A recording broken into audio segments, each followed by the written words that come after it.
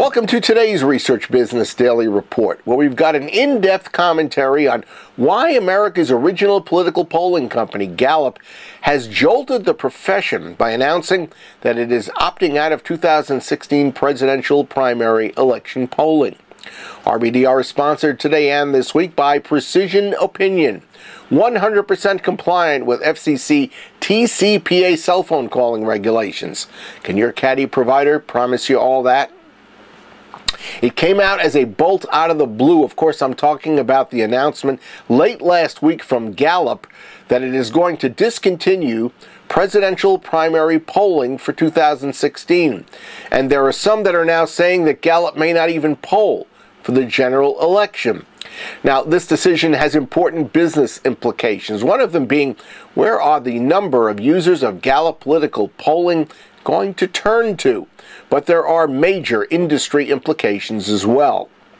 Of course, Gallup is not just any research company that has decided to drop out of the red-hot political polling arena. As 538.com's Harry Enton declared, quote, Gallup has been synonymous with polling for decades, end of quote. Officially, Gallup editor-in-chief Frank Newport explained the decision as one that is based on resources that Gallup has on hand and where they can be best spent. He added that the use of poll results to determine debate participation, which has been a concern for some polling organizations, absolutely played no role here. In fact, Gallup and Newport have been the go-to guys for the Commission on Presidential Debates since back in 2000. Newport told Enton in one of the few interviews he's done, quote, he wants to contribute to making the government process work better, and he thinks issue polling, where Gallup is going to be spending its time, can do that better than horse race polling, end of quote. Gallup's polling departure is monumental in the annals of research because, according to the best available information and history, it was George Gallup back in 1936 who formalized political polling. Now, he was not the first to attempt to predict election results using a survey. That distinction apparently belongs to something called the Literary Digest in 1912, which did a massive postcard mailing. But Gallup's decision, from a business standpoint, begs for a fitting analogy. And so here's one that I think is crystal clear.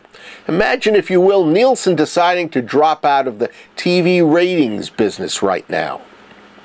George Gallup invented polling. He made it and his brand the gold standard, and then he took it internationally.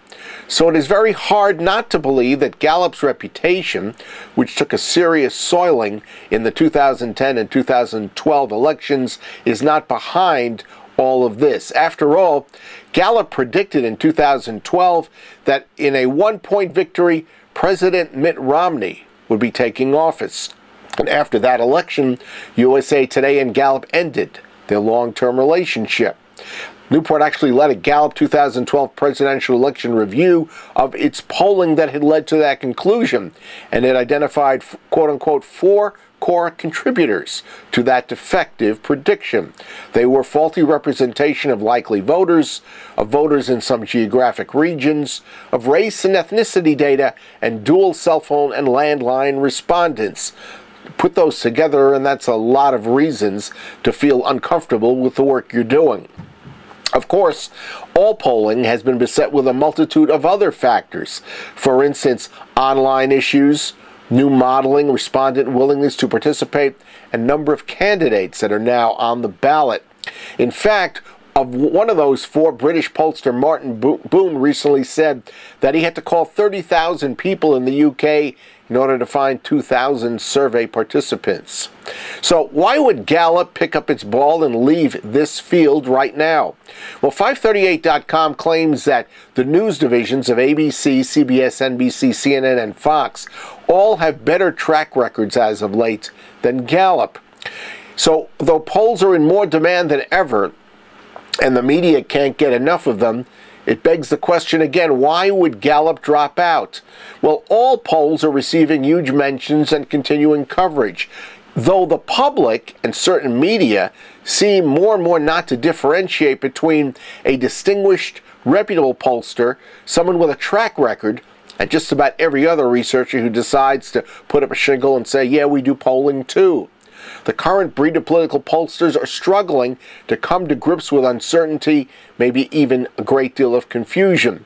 But I think Franklin and Marshall Professor of Political Science Terry Madonna really captured it best for all of us. He told The Atlantic, quote, "The polling profession is in a huge transition, and it's going to be a little rocky until we figure it out," end of quote. That Gallup election to election is being joined by almost every other pollster around the world in missing the mark with its projections demonstrates Professor Madonna's point.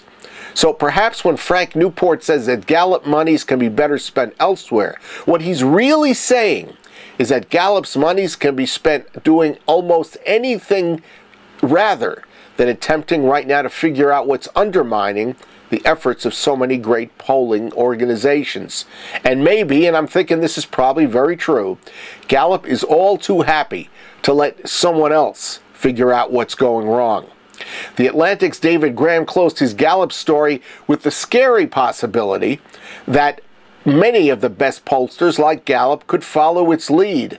And that, he noted, would be a shame or worse because of the rigorous polling methodologies, the superb interviewers, and doing all the called for new wave tactics that these companies are already doing is just not working. And so losing the great resources of larger polling organizations would truly be a disaster for our profession. That's your Research Business Daily Report. We've been sponsored today and this week by Precision Opinion, 100% compliant with FCC, TCPA, cell phone calling regulations. Can your caddy provider promise you all that? And to find out exactly what is being referred to by Precision Opinion, you should check out the link that's been set up so you can find out for yourself and for your research what compliance is really all about. Precision Opinion's link lays it out for you in just a handful of words. So check out precisionopinion.com/TCPA-compliance/. We hope you have a great research day and that we will see you back here with us tomorrow.